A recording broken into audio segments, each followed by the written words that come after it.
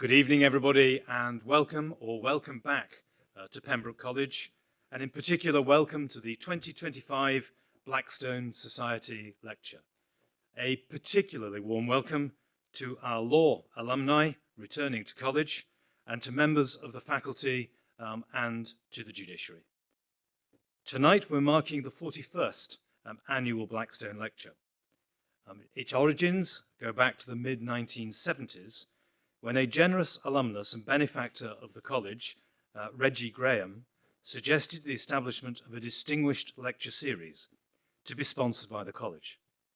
Today, the event is generously sponsored by Atkin Chambers, to whom we are very grateful.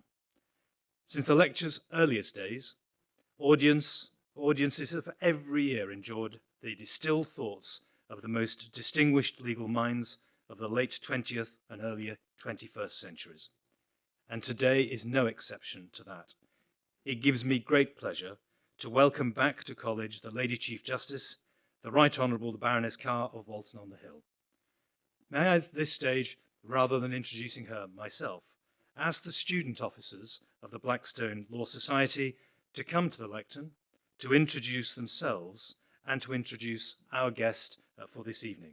Can I ask Shania, Hussein, and Gemma to come to the lectern? Thank you. Good evening, everyone. I'm Gemma, and I'm Vice President of the Blackstone Society. Good evening. I'm Moshin, and I'm the Secretary. Good evening, everyone. I'm Chinea, and I'm the President of Blackstone Law Society. And I would just like to introduce our guest speaker today. Baroness Carr is the Lady Chief Justice, who is the head of the Judiciary of England and Wales, and the President of the Courts of England and Wales. She was appointed in 2023 when she became the first woman to head the Judiciary of England and Wales since the inception of the office in the 13th century. Baroness Carr was called to the bar in 1987.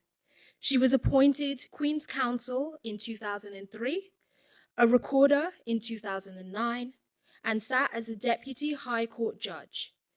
In 2013, she was appointed a High Court Judge. She was a member of the Board of the Judicial College from 2014 to 2018, and served as a member of the Investigatory Powers Tribunal from 2014 to 2016. Baroness Carr was appointed to the Court of Appeal on the 21st of April 2020 and was sworn of the Privy Council on the 28th of April 2021. It is our very great honour to welcome her to Pembroke this evening to speak to us on the Constitutional Reform Act 2025, 20 years on. Please join me in welcoming Baroness Carr. Thank you for those wonderful introductions. Reform in haste, repent at leisure. Is that the story of the Constitutional Reform Act 2005, the CRA, which this year marks its 20th anniversary? Some might suggest so. Some might take another view, a more positive one. Others might follow the approach said to have been taken by Xu Enlai when asked in 1972 about the effect of the French Revolution. He said, "It's too early to tell." Of course, he was actually speaking about the 1968 student protests in France, and not the era of Robespierre, Danton, and Napoleon, but why let the facts get in the way of a good story? My focus today, though, is not on how successful the reforms over the last 20 years have been. Rather, I want to look at what lessons we can learn from the CRA where the nature of reform is concerned, focusing on the process rather than the substance of the reform. And to do this, I want to look back first to an earlier period of very significant constitutional reform, that which occurred in the 19th century. I want to compare the approach taken in 2004 with that taken by the reformers who oversaw the creation of the High Court and the Court of Appeal in the 1870s, who intended to usher in the abolition of the House of Lords appellate jurisdiction. In many ways, as we shall come to see and remind ourselves, those Victorian reformers were willing to go much further in their aims than we might be prepared to go today. And in approaching the comparison between the two reform periods, I identify three interlinked themes. The first is ad hocery or deliberation, a theme that the Master of Pembroke College has commented on several times, to be contrasted with deliberation, which takes a long-term view. The second is the substantive basis of reform, principle or pragmatism. And finally, a theme which focuses also on the extent of reform, should it be systemic or piecemeal. But before returning to these themes, it's probably helpful briefly to remind ourselves of the key features of these two reform periods. First, the 19th century. It's sometimes said that if a litigant from the early 1800s were to stumble into a time machine and find themselves in court today, they would find much that they would recognise. The courts would look the same, the judges would be wearing the same wigs and gowns, the procedure would be broadly the same, and so on. It's an interesting line to take, but as with so many stories, I think it glosses over the true picture to a significant extent. For a litigant in the early to mid-years of the 19th century would have experienced a legal system vastly different to that which we have today. As a starting point, they would have had to navigate a vast range of courts. If they wished to pursue a civil claim, were they to bring it in one of the local county courts? Might they need to pursue it in one of the historic courts of limited specialist jurisdiction, such as the stanary courts? Or might they have to pursue it in one of the superior common law courts, the Court of Common Pleas, or the Court of King's Bench, the Court of Exchequer? Or would they be delving into equity, in the High Court of Chancery? If they were to bring their claim in any of the former three courts, they would need to catch the Clapham omnibus, as that would deposit them outside Westminster Hall, where those courts sat. If it was Chancery, they might have needed to travel a little further to Lincoln's Inn, where, depending on the time of year, the Chancery Court sat. All more than slightly different from travelling to the Royal Courts of Justice in London or to a county court hearing centre today. But let's assume that our Victorian litigant has chosen the correct court. Have they then also chosen the correct cause of action, along with its particular procedural rules? Will they be appearing before judge and jury in one of the common law courts, or before the Lord Chancellor, or the Master of the Rolls in the Chancery Court? Will their fees, their court fees, go towards paying the judge's salary? And who will be advising and representing them? Will it be an attorney at law, a solicitor in equity, a proctor if the claim is being pursued in an ecclesiastical court? Will the advocate be a barrister or a sergeant at law? And that's just the civil courts. Criminal, family, appellate jurisdictions all add to the complexity, and it has to be said, the significant differences that exist between then and now. So to focus on the fact that our judges and barristers, and even now only some of them, wear similar court dress to that worn in the early 19th century, and on the fact that courtroom design remains very close to the design of some of the Victorian courts, as I say, is to ignore the manifold differences that now exist. But throughout the course of the 19th century, those differences were gradually and then rapidly eroded and then removed in their entirety. The major break from the past came in the 1870s, specifically through the Judicature Acts 1873 to 1875. That legislation swept away the myriad of historical courts, merging many of them into the High Court of Justice, which would, from the 1880s, sit in the new Royal Courts of Justice, rather than Westminster Hall or Lincoln's Inn. They saw the creation of a single Court of Appeal, which at that time had only civil jurisdiction. A criminal Court of Appeal was not established until 1907, with its jurisdiction being merged with that of the Court of Appeal in 1966. The 1873 to 1875 reforms also saw the creation of a single set of procedural rules, the rules of the Supreme Court for the new High Court and the new Court of Appeal. Sergeants at law passed away with the disappearance of the Court of Common Pleas. The judiciary too was reformed. No longer would judges be judges of specific courts. They would now be judges of the new High Court and, in some cases, the Court of Appeal. The Lord Chancellor would become President of the High Court, and the most senior member of the judiciary was the Lord Chief Justice of England, its President in the Lord Chancellor's absence.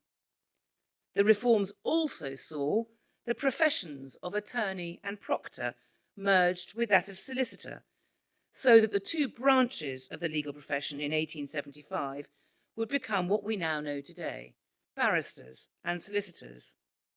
And as for the House of Lords, the 1873 Act swept away the right to appeal there. Its sections 20, 21 and 55 envisaged that appeals to the new Court of Appeal would be final. But there was a change of heart. The Victorians changed their minds with the Appellate Jurisdiction Act 1876, which recreated on a statutory footing the House of Lords' appellate function, together with the creation of the Law Lords. So, drawing these strands together, what did the 1870 reforms do?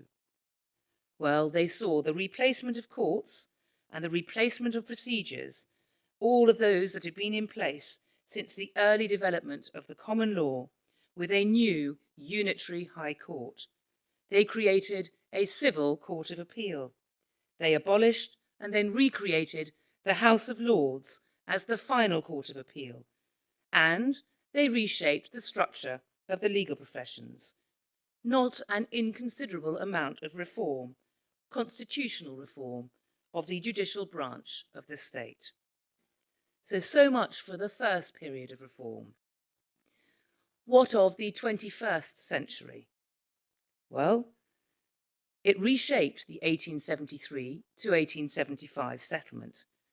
As we all know, it left the Lord Chancellor shorn of his office as a judge and head of the judiciary. The latter role was formally taken by the Lord or Lady Chief Justice. It consequently required the creation of a unique branch of the civil service to support the judiciary in carrying out a whole range of functions transferred to the Lord Chief Justice, and the Lord Chancellor lost his office as Speaker of the House of Lords. On the plus side, since the CRA, Lord Chancellors have, of course, additionally held the office of Secretary of State for Justice. But the CRA also took from the Lord Chancellor the power to appoint the judiciary. That power was given to the Independent Judicial Appointments Commission, although the Lord Chancellor retains an important role in the overall appointment process. And the CRA transferred the House of Lords appellate jurisdiction to a brand new UK Supreme Court. Again, not inconsiderable constitutional reforms. And can we please at the same time take note of three related reforms? First, the transformation of the Lord Chancellor's Department into initially the Department of Constitutional Affairs, and then in May 2007 into the Ministry of Justice.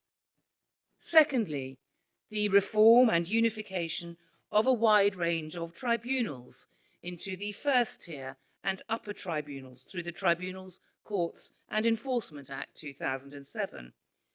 In many ways, this replicated the approach taken by the Victorians in their creation of the High Court from the myriad of common law courts.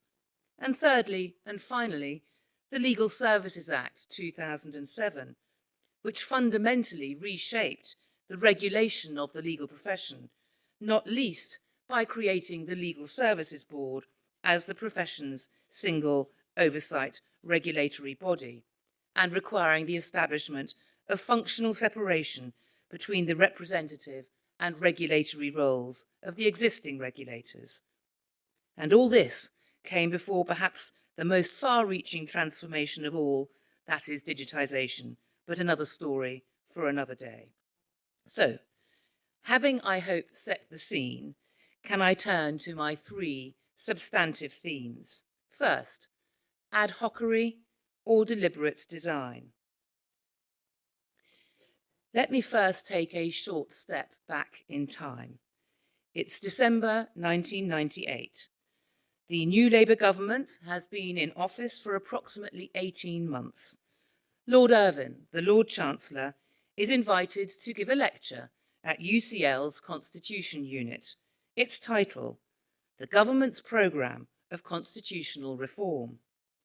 It's a detailed lecture, and it's one that repays rereading. It starts by outlining how the government had spent its time in opposition, which Lord Irvine described as the constitutional wilderness years, preparing the ground thoroughly for constitutional reform. As he put it, no other government in the 20th century had embarked upon so significant or wide-ranging a programme of constitutional reform. He went on to explain what that included.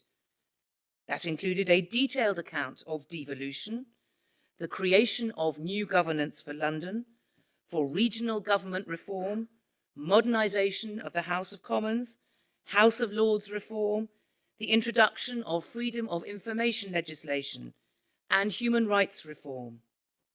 No mention of the creation of a Supreme Court, let alone the abolition of the office of Lord Chancellor. And as we all know, the government went on to implement very many of the reforms that Lord Irvine so identified.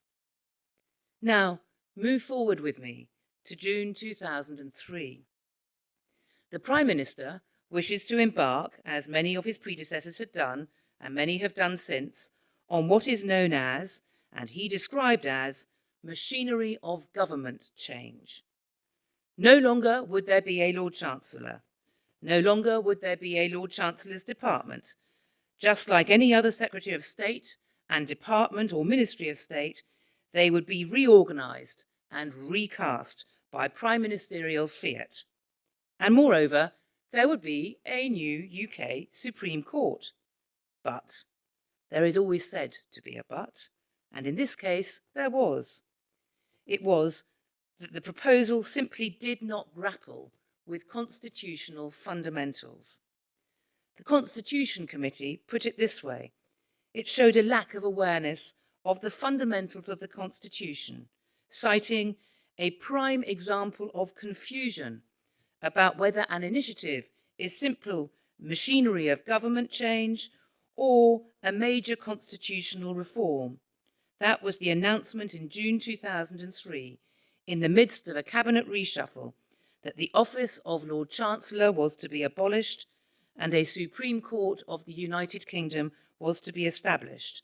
That, said the committee, that announcement took place without any apparent understanding of the legal status of the Lord Chancellor and without consultation with the judiciary or anyone else outside government. The office of Lord Chancellor was not just another Secretary of State. It was, in fact, entirely separate from the office of Secretary of State. It was also an office that had many, very many, specific statutory functions that also could not simply be hived off to a new office of state. At least, they could not, as was rapidly realised, without primary legislation. And the creation of a new court and the transfer of the House of Lords appellate jurisdiction, of course, could not simply be done at the stroke of a pen. That, too, required primary legislation. Shortly after the announcement of these constitutionally significant changes, negotiations began between Lord Faulkner, newly installed as Lord Chancellor, and Lord Wolfe, the Lord Chief Justice. The outcome of those negotiations was a document that became known as the Concordat. It set out a list of agreed principles between the government and the judiciary concerning constitutional reform and the allocation of the Lord Chancellor's historic functions between the two. It formed the basis on which the CRA came to be drafted and ultimately enacted. Let's contrast this with the 19th century approach. Then the courts and judiciary experienced a near half-century of reform, spurred on by the need to secure what we today would call access to justice.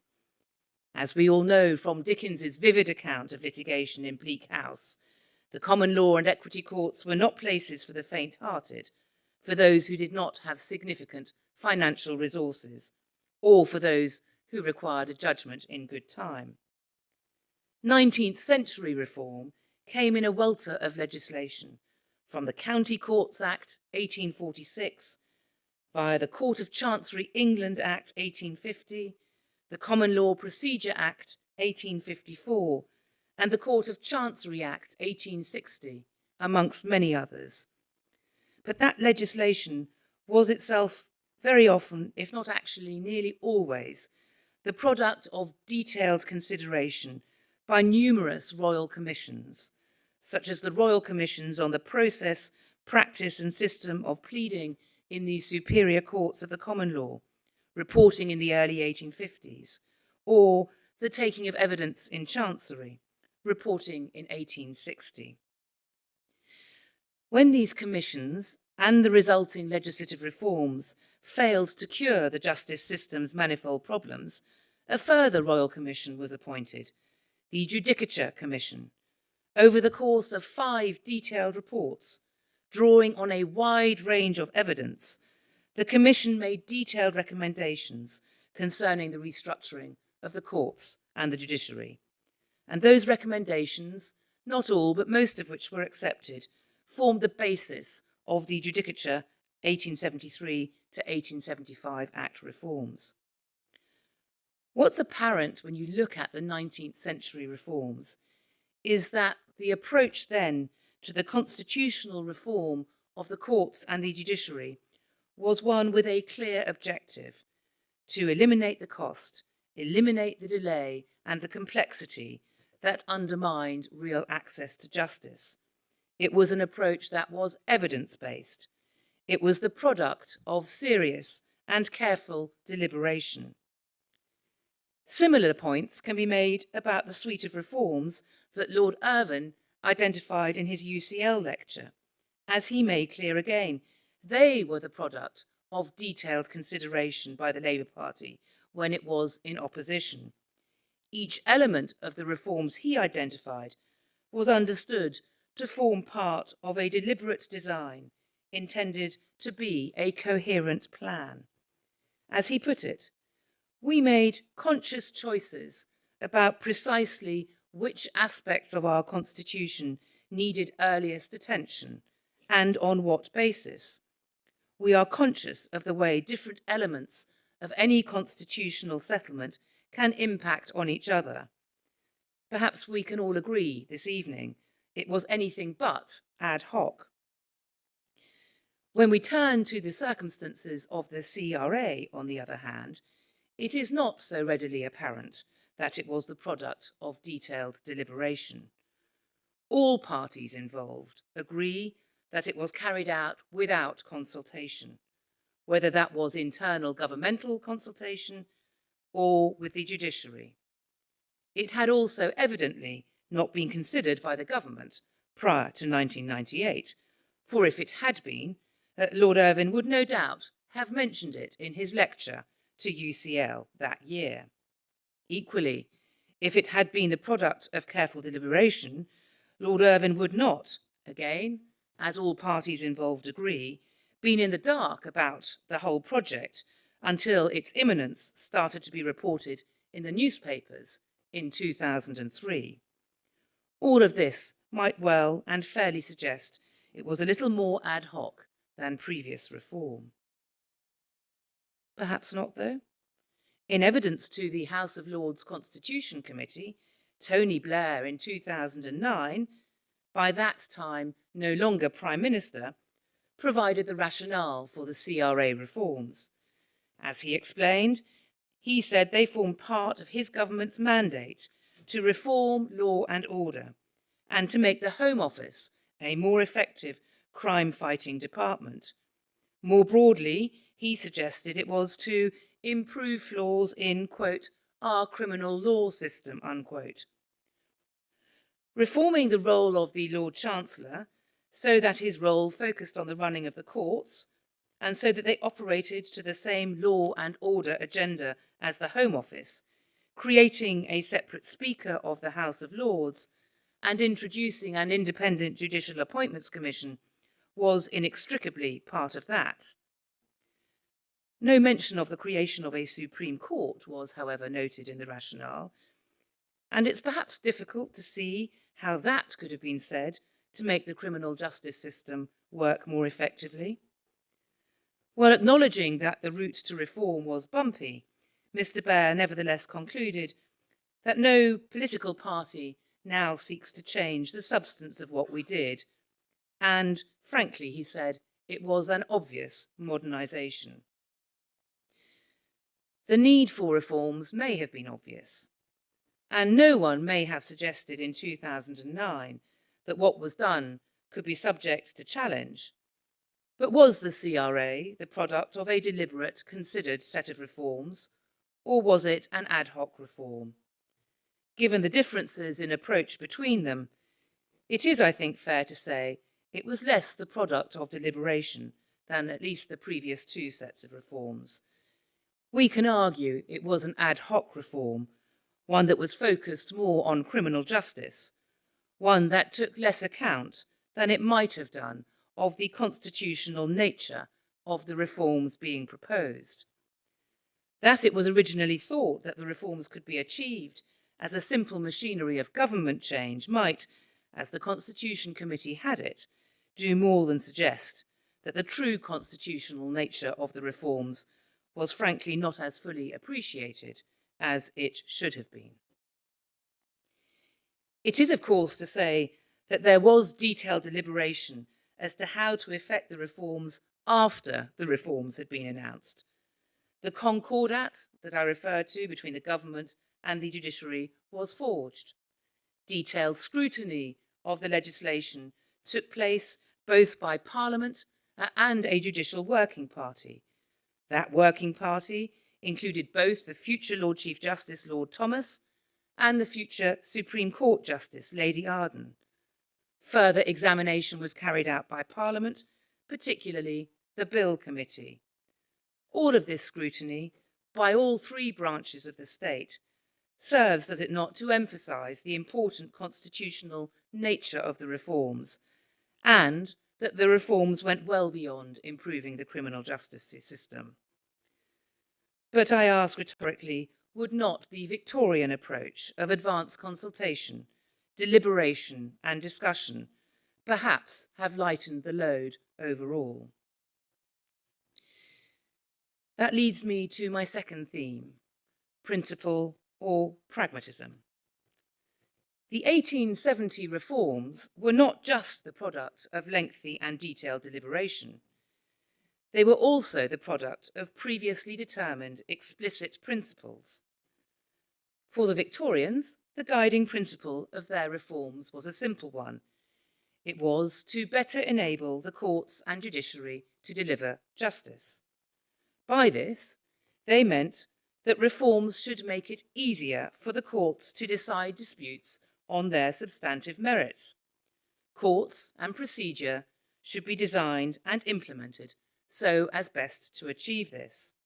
Specific reforms, such as the creation of the High Court, the creation of a new and simpler code of procedure, the rules of the Supreme Court, a non-technical approach to the application of that code, all of that was intended to give effect to that overriding reform principle. And a similar approach was taken to the post-1997 suite of reforms. Again, Lord Irvine explained it in his 1998 UCL lecture. The approach taken by the government was one of pragmatism based on principle, he said, based on the idea that our constitution was not and ought not to be static, unchanging. It was, on the contrary, one that the Victorians well understood to be capable of incremental reform based on liberal constitutional principle.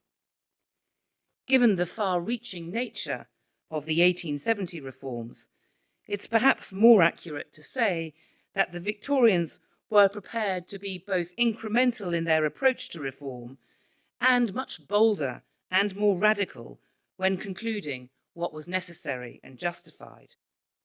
And what were the principles to guide reform? Lord Irvine identified them this way: the promotion of accountability, transparency and openness in governance, fairness, and the promotion of a rights-based culture. These principles guided the development of, for example, devolution, the enactment of the Human Rights Act 1998, and the reforms to freedom of information laws. What then were the principles that guided the pragmatism of the CRA reforms? Well, those were worked out within the negotiations resulting in the Concordat. As Lord Falconer made clear, it sets out, in his words, the basic principles on which the judges and the executive will relate to each other in the future. And those basic principles informed the provisions contained in the CRA. And they, to this day, continue to guide the relationship between the judiciary and the executive, not least through the framework agreement put in place from 2005 between the two concerning organs relating to financial support for the courts and tribunals and the judiciary. They included, for instance, the aim of reinforcing judicial independence, of creating statutory clarity and transparency concerning the roles and responsibilities of the government and the judiciary where the courts and the judiciary were concerned.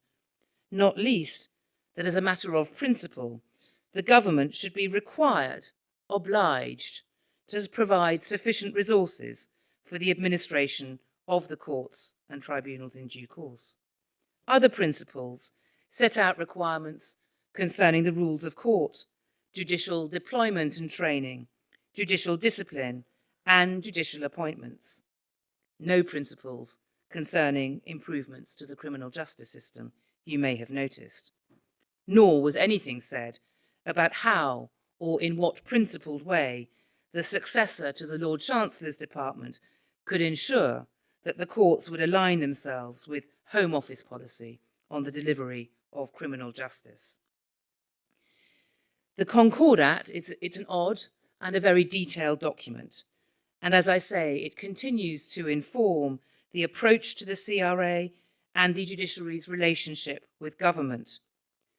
I think its principles have, in large part, stood the test of time, and in that sense, they're a tribute to all those involved in its development and agreement. But they were deployed and developed after the fact of reform, and they were deployed and developed after its contours had been determined. It might then be said that the principles were a pragmatic consequence of reform, which in turn went on to shape the exact nature of reform. That is a quite different starting point from both the 1870s and the post-1997 reforms, where principle led to the pragmatic, principle-based legislation. For Lord Irvine, the post-1997 reforms were principle-based pragmatism. It might be said that the CRA, on the other hand, was the product of pragmatism-based principles. Does any of this matter? Does it matter that this was the approach taken in 2004? In his evidence to the Constitution Committee in 2009, Mr. Blair thought not. It might even be the case, as Lord Falconer is reported to have suggested earlier this year, that advance consultation could have derailed the whole process. Discussion and consultation, given the wide-ranging nature of the reforms, might, so it appears to have been suggested, have resulted in the government backing away from the entire reform project. Perhaps. I leave that to those interested in counterfactual history. That 20 years on, the CRA and the constitutional settlement it brought about remains intact is perhaps a stronger point in favour of it not really mattering that principle did not come first. But there is a response that could be that we might be in a better position now if principle had come first. We might, for instance, have taken steps to refashion the Lord Chancellor's Department along the lines adopted when its successor, the Department of Constitutional Affairs, was transformed into the Ministry of Justice in 2007, 2 years after the CRA came into force. This too, as is well known, was a development that came about without any prior consultation, but which gave effect to a transfer of responsibilities from the Home Office. And because these reforms, by giving responsibility for prisons to the new Ministry of Justice, perhaps more in line with Mr. Blair's eye on the reform of criminal justice, that we have the complications that ensued.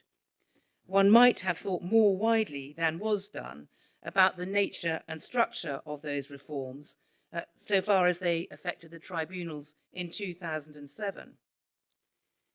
We might also have been able to consider the underpinnings of the administration of the courts and tribunals from a more detailed and principled perspective than that which was achieved in the Concordat and subsequently given effect to. We might even, as was mooted in 2013, have placed His Majesty's Courts and Tribunal Service on a statutory footing as a corporate body, independent of government, and run as a formal partnership between the government and judiciary. Such an approach could have given effect to the principles articulated in the Concordat and, with greater consideration at the right time, have formed part of the CRA reforms. If some of this had happened, might we have avoided having to deal with the need to revise the structure of and the judiciary's involvement in court administration in 2007 when the Ministry of Justice was created? As I've said, the bringing in of prisons into scope and under the control of the Ministry of Justice meant that a judge could no longer sit on the corporate board of the Department of Constitutional Affairs. That would have offended constitutional judicial independence. It would have infringed judicial independence. And so, to continue maintenance of the Concordat settlement, so far as it concerned court administration, the court service had to be reconstituted as His Majesty's Courts and Tribunal Service, a more formal partnership between the government and judiciary. And what about systemic design? Because inherent in all of what I've been saying is this third consideration. Adopting an approach where there is deliberation, where principle leads pragmatism, might, in other words, have enabled us to take a more systemic, a more systematic approach to constitutional reform. As it was, the reform process that led to the CRA, unlike that of the 1870s and unlike that of the post-1997 period, was in effect piecemeal, even if it was wide-ranging. A more systematic approach could have effected a wide-ranging systems change that could have encompassed the courts and tribunals as well as their administration. It could also, as in the 1870s, have encompassed consideration of the legal profession.